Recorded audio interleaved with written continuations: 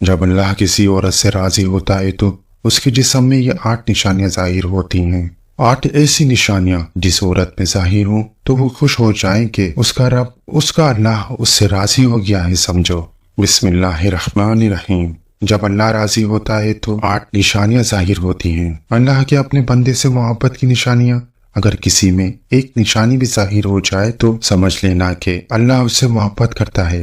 ساتھ ہی آپ کو بتائیں گے کہ حضرت علی رضی اللہ تعالی عنہ نے فرمایا کہ عورت کو گالی دینا کیسا ہے اور اس کے ساتھ مار پٹائی کرنا کیسا ہے، اس گھر میں کیا ہوتا ہے۔ ناظرین، سب سے پہلے نشانی اللہ پاک جس کو دین کی سمجھ عطا فرماتا ہے، دین سے جوڑ دیتا ہے تو اسے اپنے محبوب بنا لیتا ہے۔ حضرت عبداللہ ابن مسعود رضی اللہ تعالی عنہ سے مروی ہے کہ رسول اللہ صلی اللہ علیہ وآلہ وسلم نے فرمایا کہ اللہ پاک تمہارے درمیان اخلاق بھی تسلیم کرتا ہے، جس طرح رزق تسلیم کرتا ہے۔ اللہ پاک دنیا اس کو بھی دیتا ہے جو اللہ پاک کا پیارا ہو یا نہ ہو، لیکن اللہ پاک دین کی سمجھ اس کو دیتے ہیں جو اللہ پاک کا محبوب ہوتا ہے۔ عبادت کی محبت، قرآن کی محبت، اللہ پاک کی محبت، اللہ کے ذکر سے محبت، رسول اللہ صلی اللہ علیہ وآلہ وسلم پہ درود و سلام بھیجنے کا شوق اور تڑپ، یہ وہ چیزیں ہیں جو اس بات کی نشانی ہے کہ اللہ نے اسے بہت پیارا بنا لیا ہے۔ دوسری نشانی، رسول اللہ صلی اللہ علیہ وآلہ وسلم نے فرمایا، اللہ جسے اپنا بناتے ہیں تو پھر اس پہ تھوڑی سی آزمائش بھی ڈالتے ہیں، یعنی اللہ پاک دیکھنا یہ چاہتے ہیں کہ یہ بندہ میرے فیصلے پر راضی ہوتا ہے یا نہیں۔ جو راضی ہو جائے اللہ پاک اسے دنیا میں بھی راضی کرتا ہے اور آخرت میں بھی راضی کریں گے۔ جو اس وقت بوکھلاہٹ کا شکار ہو جائے کہ یہ کیا ہو گیا میرے ساتھ، میں تو نمازیں بھی پڑھتا ہوں، قرآن کی تلاوت بھی کرتا ہوں، پھر مجھے بخار کیوں آ گیا، میں تو دین کا کار بند ہوں، پھر مجھے کیوں فکر ہو رہی ہے، تو ایسا نہیں سوچنا چاہیے۔ حضرت بلال حبشی رضی اللہ تعالی عنہ سے کسی نے پوچھا کہ آپ بڑے توحید کی باتیں کرتے ہیں تو آپ کو اتنی بری طرح سے مار کیوں پڑی ہے؟ تو آپ رضی اللہ تعالی عنہ نے فرمایا کہ تم بھی تو بازار جا کر برتن خریدنے سے پہلے اسے بچا کر دیکھتے ہو کہ مٹی صحیح طرح سے لگی ہے یا نہیں۔ بس اللہ نے مجھے آزمایا تھا، اس کے بعد یہی وہ غلام تھا جس کا رنگ بھی کالا تھا، موٹے موٹے ہونٹ تھے، جس کے بارے میں اللہ کے پیارے رسول صلی اللہ علیہ وآلہ وسلم فرماتے ہیں کہ جب میں جنت میں جا رہا تھا، جب مجھے معراج کرائی گئی تو آگے آگے کسی کے چلنے کی آہٹ سنائی دی۔ میں نے حضرت جبرائیل علیہ السلام سے پوچھا کہ یہ کون ہے؟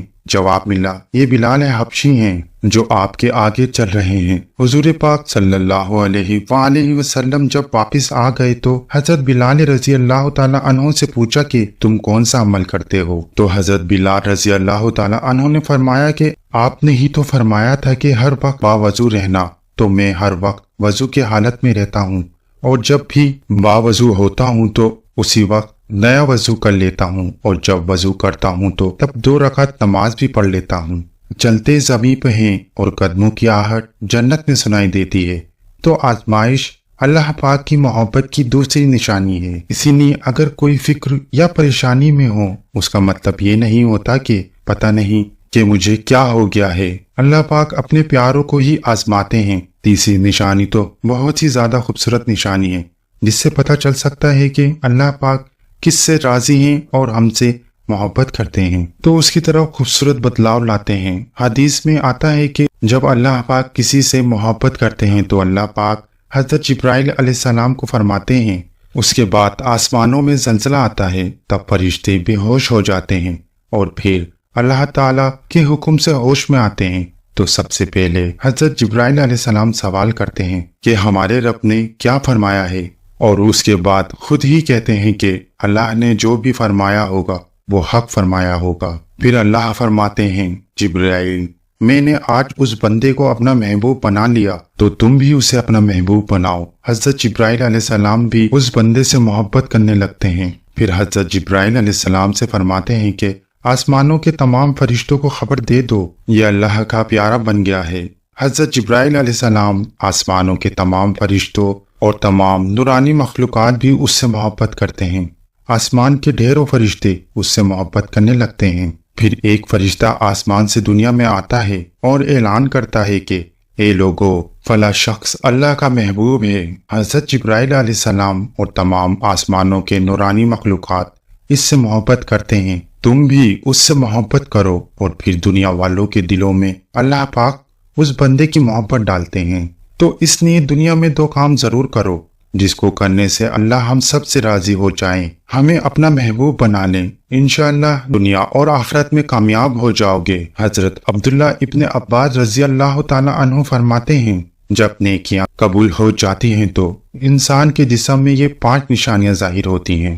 نمبر 1، جب انسان کی نیکی قبول ہو جاتی ہے تو اس کی وجہ سے اس کے چہرے پر عجیب سی رونق آ جاتی ہے، یعنی وہ انسان دنیا کے سامنے اپنی خوشی کا اظہار اپنی مسکراہٹ اور بشاشت کے ساتھ کرتا ہے، وہ ہر ایک وقت خوش رہتا ہے، بلکہ یوں لگتا ہے اس دنیا میں اس سے بڑا سکون اور وقار والا کوئی نہیں ہے، لگتا ہے کہ اسے دنیا کا کوئی غم ہی نہ ہو۔ یہ خوشی ہر ایک کو نصیب نہیں ہوتی۔ نمبر 2، اس کا دل روشن ہو جاتا ہے، یعنی وہ ہر وقت اللہ کے وعدے پر امید رکھتا ہے، اس کے پاس کچھ ہو یا نہ ہو، لیکن اس کے دل میں اتنی خوشی ہوتی ہے کہ اس کو کوئی پرواہ نہیں ہوتی۔ اور یہ یاد رکھنا کہ امیر انسان مال سے نہیں بنتا، بلکہ امیر ہمیشہ دل سے بنتا ہے۔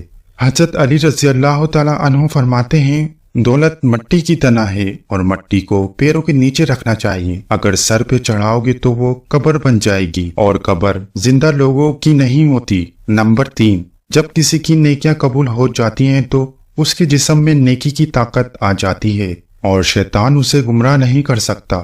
شیطان سے بچنے کی قوت اللہ اس کے جسم میں پیدا کر دیتا ہے۔ نمبر 4، وہ اپنے مال و دولت میں فراوانی پیدا کرتا ہے، یعنی اللہ اس کے رزق میں برکت پیدا کرتا ہے، وہ چاہے لوگوں پر کتنا بھی خرچ کرے، ضرورت مندوں کو کتنا بھی بانٹے، اس کی دولت میں کمی نہیں آتی۔ حضرت علی رضی اللہ تعالی عنہ فرماتے ہیں، نصیب کا رزق انسان کو ایسا تلاش کرتا ہے جیسے مرنے والے کو اس کی موت۔ نمبر 5، لوگوں کے دلوں میں اللہ اس کی محبت پیدا کر دیتا ہے، یعنی جب اللہ اپنے بندوں سے خوش ہوتا ہے تو اس وقت اس کی محبت لوگوں کے دلوں میں پیدا کر دیتا ہے۔ ناظرین، اب آپ کو بتاتے ہیں عورت کی ذمہ داری کیا ہے۔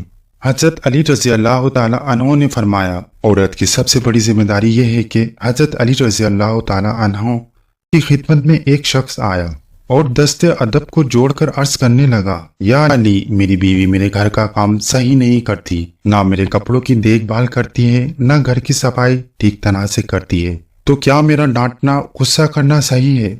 بس یہ کہہ رہا تھا تو حضرت علی رضی اللہ تعالی عنہ نے فرمایا، اے شخص، کس نے کہا کہ تمہاری بیوی پر تمہارے گھر کا کام واجب ہے؟ یاد رکھنا، اسلام نے عورت کی عزت کو جتنا بلند کیا ہے اتنا کسی مذہب نے نہیں کیا۔ میں نے اللہ کے رسول صلی اللہ علیہ وآلہ وسلم سے سنا ہے کہ عورت کی سب سے بڑی ذمہ داری یہ ہے کہ وہ اولاد کی اچھی پرورش کرے اور وہ اپنے اولاد کا خیال رکھے۔ اگر اپنے اولاد کی پرورش کرنے کی اجرت شوہر سے مانگنا چاہے تو وہ بھی مانگ سکتی ہے، اور تم گھر کے کام کی بات کر رہے ہو، خوشی سے گھر کا کام کرتی ہے، گھر کو سنبھالتی ہے، تو یہ اس کی عظمت ہے، یہ اس کا بڑا پن ہے، اس کا شکریہ ادا کیا کرو، اس کا احترام کیا کرو۔ میں نے اللہ کے رسول صلی اللہ علیہ وآلہ وسلم سے سنا ہے کہ جس وقت عورت اپنے گھر کا کام کرتی ہے اس وقت اللہ اپنے فرشتوں کو زمین پہ بھیجتے ہیں اور کہتے ہیں، جب تک یہ عورت گھر کا کام کرتی رہے اس کے لیے عبادت لکھتے رہو، اور وہ وقت جو عورت کے گھر کے کام میں لگاتی ہے وہ اس کی عبادت میں شامل ہو جاتا ہے۔ یہ عورت کی عظمت ہے کہ وہ تمہارے گھر کو جنت بناتی ہے، تمہارے بچوں کو عظیم انسان بناتی ہے۔ لیکن اگر کوئی عورت پہ ظلم کرے، گھر کے کام کی وجہ سے اسے ٹوکتا رہے، اس پر ظلم کرتا رہے، تو روز محشر میں اللہ اس انسان کو گدھے کی شکل میں اٹھائے گا اور دوزخ کا ایک دروازہ ان لوگوں کے لیے کھولا جائے گا اور یہ کہا جائے گا کہ یہ وہ انسان ہیں جنہوں نے اپنی ہی عورتوں پہ ظلم کیا، ان کو حقیر سمجھا، ان کو غلام سمجھا۔ ناظرین، اب ہم آپ کو بتاتے ہیں حضرت علی رضی اللہ تعالی عنہ نے فرمایا، گھر میں عورت کا رونا کیسا ہے، عورت پہ ظلم کرنے کی کیا سزا ہے۔ حضرت علی رضی اللہ تعالی عنہ راستے سے گزر رہے تھے، دیکھا کہ ایک شخص اپنی بیوی پہ ظلم کر رہا تھا۔ حضرت علی رضی اللہ تعالی عنہ ان کے قریب گئے اور فرمانے لگے، اے شخص، اللہ سے ڈرو، تمہارے مفلسی پریشانی اور اس میں تنگی کا سبب یہ ہے کہ یہ تمہاری بیوی تمہاری ہی ظلم کی وجہ سے تمہارے ہی گھر میں روتی ہے۔ میں نے رسول اللہ صلی اللہ علیہ وآلہ وسلم سے سنا ہے کہ جس گھر میں عورتیں روتی ہیں اس گھر میں رزق کے فرشتے نہیں آتے، اور یوں اس گھر کے رہنے والے مردوں کی رزق کی راہیں تنگ ہونے لگتی ہیں، اور یوں وہ پریشانی مفلسی میں گرفتار ہو جاتے ہیں۔ یاد رکھنا، اللہ نے اولاد مرد کی تقدیر میں اور دولت عورت کی تقدیر میں لکھی ہوئی ہے۔ اگر تم یہ چاہتے ہو کہ تمہارے رزق میں فراوانی ہو اور عزت، شہرت، دولت دن بدن بڑھتی جائے، تو اپنے گھر میں اپنی عورتوں کا خیال رکھو، انہیں خوش رکھو۔ اللہ کے فضل و کرم سے تم عزت، شہرت اور دولت میں فراوانی پاؤ گے۔ ناظرین، اسی طرح کا ایک اور واقعہ ہے۔ ایک مرتبہ حضرت علی رضی اللہ تعالی عنہ راستے سے گزر رہے تھے۔ آپ نے دیکھا ایک شخص اپنی عورت پہ ظلم کر رہا تھا اور اس کی توہین کر رہا تھا۔ حضرت علی رضی اللہ تعالی عنہ ان کے قریب گئے اور فرمانے لگے، اے شخص، یاد رکھنا، اللہ نے مردوں کو طاقتور اس لیے بنایا تاکہ وہ عورتوں کی حفاظت کر سکیں، نہ کہ عورت پہ ظلم کر سکیں۔ میرے نبی کریم صلی اللہ علیہ وآلہ وسلم سے سنا کہ جو مرد اپنی عورت پہ ظلم کرتا ہے تو اللہ اس پہ نالت بھیجتے ہیں۔ تو اس نے کہا، یا علی، یہ میرے نکاح میں ہیں، میں اس سے جو بات کہتا ہوں یہ میری بات نہیں مانتی۔ حضرت علی رضی اللہ تعالی عنہ نے فرمایا کہ نکاح کا مطلب یہ نہیں کہ تم نے اپنے لیے غلام خریدا ہے، بلکہ نکاح کا مطلب یہ ہے کہ تم نے اپنی نسل بڑھانے کے لیے اس عورت سے مدد طلب کی ہے اور تمہاری اولاد کی اچھی تربیت کے لیے اس عورت کو چنا ہے۔ اے شخص، جس سے مدد لی جائے اس کو غلام نہیں سمجھتے، اور جو تمہاری اولاد کو پروان چڑھائے اسے حقیر نہیں سمجھتے، بلکہ تمہیں اس کا شکر گزار ہونا چاہیے۔